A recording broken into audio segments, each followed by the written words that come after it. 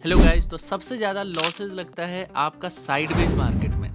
और अगर आपको पता चल जाए कि मार्केट साइडवेज होने वाला है या फिर ट्रेंडिंग होने वाला है शुरुआती के कुछ टाइम को ऑब्जर्व करके, तो सोचो आपका ट्रेडिंग किस तरह से इम्प्रूव होगा। मैं सिर्फ एफएनओ ट्रेड करता हूँ, zero holdings, zero equity trading. और देखोगे आपके साथ long term verified PNL share किया था। आज मैं इस वीडियो में आपके साथ शेयर करने वाला हूँ दो ऐसे चीजों जिससे आपका ट्रेडिंग इंप्रूव होने वाला है। अगर आप फ्यूचर एंड ऑप्शंस में ट्रेडिंग करते हो, आपको समझ में आएगा किस दिन आपको ऑप्शन बाय करना है, किस दिन ऑप्शन सेल करना है, किस दिन ट्रेड नहीं करना है। तो इस वीडियो को ध्यान से देखो और लास्ट तक देखो। तो सबसे पहले आपको ध्यान देना है प्राइस सेक्शन पे।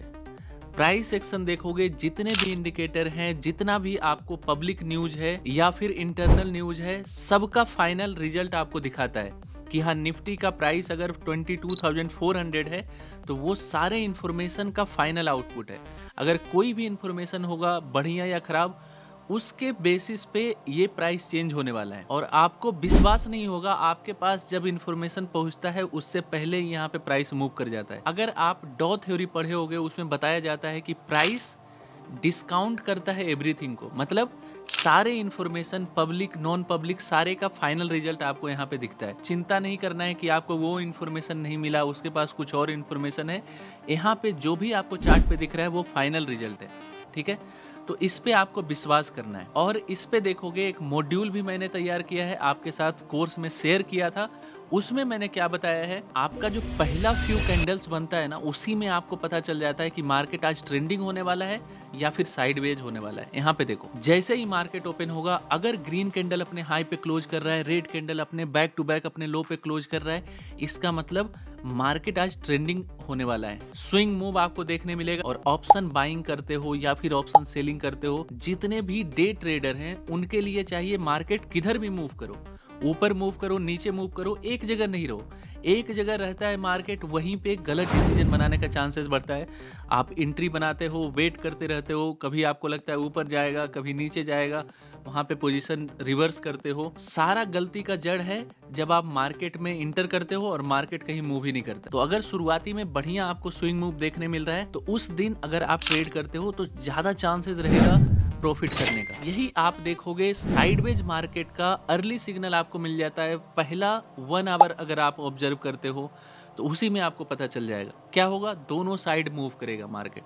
एक कैंडल रेड बना रहा है, अगला कैंडल ग्रीन बना रहा है। कंफ्यूज रहोगे कि अरे ऊपर जाने वाला है या फिर नीचे जाने वाला है। और कैंडल्स में आपका विक्स बना रहेगा। जैसे यहाँ पे देखोगे, डाउन साइड से विक्स बना हुआ है, इस कैंडल में अप साइड से विक्स बना हुआ है। ओवरलैपिंग कैंडल्स होगा, छोटा छोटा बॉडी होगा, कोई गैप नहीं होगा कैंडल्स के बीच में। तो ये सब सिग्नल होता है कि मार्केट साइडवेज होने वाला है। और ऐसे केस में आपको क्या करना है, आपको ज़्यादा प्रिकॉशन के साथ ट्रेडिंग करना है।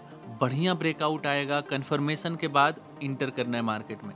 अगर मार्केट का अर्ली सिग्नल ट्रेंडिंग जैसा दिख रहा है, वहां पे आप थोड़ा सा कम कंफर्मेशन में भी आप इंटर कर सकते हो, ईएमए के पास इंटर कर सकते हो। लेकिन अगर साइडवेज मार्केट है, ब्रेकआउट फेल करने का चांसेस रहता है। Most of the trader breakout में इंटर करते हैं, वहां से देखोगे नेक्स्ट कैंडल आपका ब्रेकआउट फेलियर वाला रहेगा। तो ये हो गया आपका पहला, जो आपको प्राइस सेक्शन से पता चलेगा मार्केट किस तरह से मूव कर रहा है। जैसे यहाँ पे देखोगे, निफ्टी का आपको दिख जाएगा। निफ्टी का यहाँ पे देखोगे, पहला फ्यू कैंडल्स कैसा है, सारा का सारा ओवरलैपिंग कैंडल है। मैं 5 मिनट चार्ट यूज करता हूँ और यहाँ पे आपको दिख रहा होगा सारा का सारा ओवरलैपिंग कैंडल, दोनों साइड से विक्स बन रहे हैं, red and green alternative candles बन रहा है। तो ऐसे केस में एक्सपेक्ट करना कि मार्केट बहुत बड़ा मूव दे देगा, ये बेवकूफ़ी वाला काम है। अब क्या है, मान लो किसी किसी दिन ऐसा सिग्नल दिया और बड़ा सा ब्रेकआउट आ गया, तो रिटेलर को वही दिमाग में रहता है, जो कम प्रोबेबिलिटी वाला इवेंट है उस पे आपका ट्रेडिंग होता है। जो हाई प्रोबेबिलिटी वाला इवेंट है उस पे अगर आप ट्रेडिंग करोगे तो मोस्ट ऑफ द टाइम आपका पॉजिटिव रहेगा।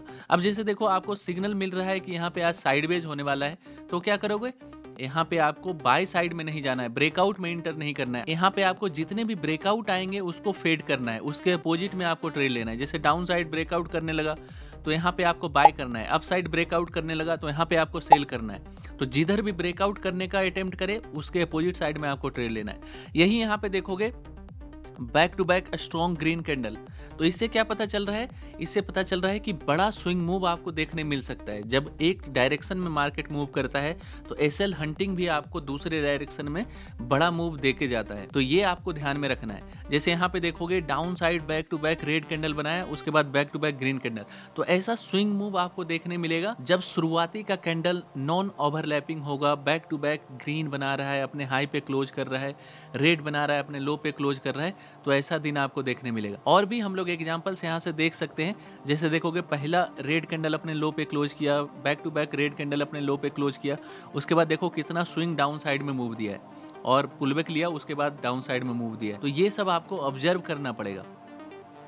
अब यहाँ पे देखो कभी कभी क्या होता है, मार्केट इनर्शिया का कॉन्सेप्ट आपको ध्यान में रखना है, ठीक है। इसमें क्या है, आपको पिछला दिन कैसा था ये भी काफी इंपैक्ट करता है नेक्स्ट डे कैसा होने वाला है। अगर पिछले दिन ओवरलैपिंग कैंडल है, ज्यादा ना तो बायर स्ट्रॉन्ग दिख रहा है ना तो सेलर स्ट्रॉन्ग दिख रहा है, तो ऐसे केसेस में नेक्स्ट डे का जो ब्रेकआउट होगा वो फेल करने का हाइयर चांसेस रहता है। तो यहाँ पे देखोगे पिछले दिन आपका साइडवेज मार्केट था, ब्रेकआउट किया, वापस से इस रेंज में आया और पूरे दिन यहीं पे क्लोज किया। तो ये हो गया आपका पहला सिग्नल। प्राइस एक्शन शुरुआती का आप ऑब्जर्व करो, इससे आपको पता चल जाएगा। इससे लगभग आपका 70% ऑफ द डेज में पता चलेगा कि ट्रेंडिंग मार्केट होने वाला है या फिर साइडवेज होने वाला है। रिमेनिंग 30% ऑफ द डेज में क्या होता है, शुरुआती में आपका साइडवेज रहेगा, बाद में हो सकता है ट्रेंडिंग काफी स्ट्रॉन्ग अप साइड में मूव कर दे या फिर डाउन साइड में मूव कर दे, तो ऐसा भी आपको देखने मिलता है। दूसरा केसेस में क्या होगा, शुरुआती में बड़ा मूव किया और पूरे दिन एक ही प्राइस पे आपका होल्ड कर दिया।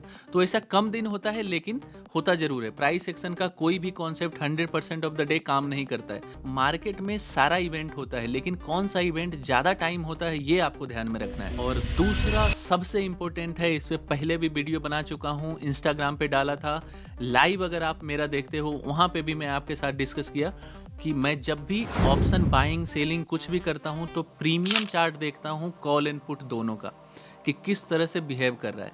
अगर किसी भी दिन ईएमए के नीचे 20 ईएमए में यूज करता हूं, 20 ईएमए के नीचे कॉल एंड पुट दोनों का प्रीमियम चार्ट हो, उस दिन आप ऑप्शन बाइंग करोगे, हाइयर चांसेस है लॉस में आपका क्लोज होगा।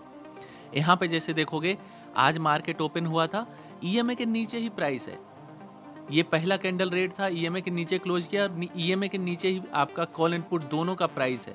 तो ऐसे केस में आप क्या एक्सपेक्ट कर रहे हो, आप ट्रेंड रिवर्सल का एक्सपेक्टेशन रख रहे हो, और ट्रेंड रिवर्सल काफी मुश्किल काम है। अगर बड़ा मूव आने का एक्सपेक्टेशन रहेगा तो प्रीमियम बढ़ने लगेगा, कॉल एंड पुट दोनों का प्रीमियम बढ़ने लगेगा। तो कॉल एंड पुट दोनों का ग्राफ लगा लो जो भी ये स्ट्रेडल है और ऑब्जर्व करो कि कौन सा ईएमए के नीचे चल रहा है, कौन सा ईएमए के ऊपर चल रहा है और किस डायरेक्शन में आपको जाना है, यहीं से आपको पता चल जाएगा। पिछले दिन इसका भी ग्राफ देखोगे ईएमए के आसपास है, इसका भी ग्राफ ईएमए के आसपास है, ये ईएमए के ऊपर है।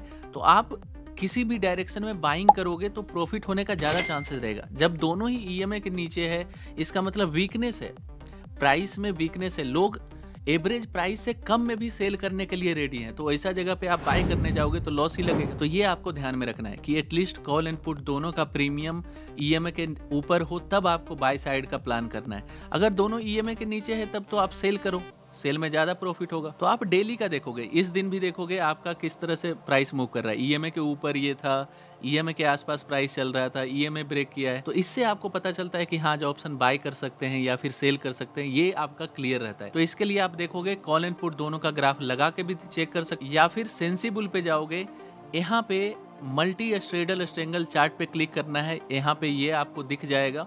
उसके बाद जिसका भी एक्सपायरी हो, जिस पे भी आपको ट्रेडिंग करना है उसका यहाँ पे चार्ट लगाएंगे, ठीक है। जैसे निफ्टी का आज एक्सपायरी था तो हम लोग देखेंगे निफ्टी का, यहाँ पे देखोगे 1 मिनट का चार्ट आपको दिखाएगा, 5 मिनट का दिखाएगा, ये लाइन चार्ट है।